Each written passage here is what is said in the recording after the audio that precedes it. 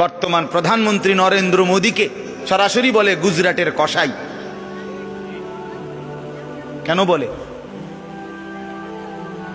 সে মুখ্যমন্ত্রী যখন ছিল এখানে, স্মরণকালের সবচেয়ে বেশি মুসলিম নিধন, মুসলিম শাহাদাত বরণ করছে এই গুজরাটে। তাইলে বলেন অসংখ্যবার, অসংখ্য। আমি তো আগরতলাও গেছি, ত্রিপুরাও গেছি চিকিৎসার জন্য।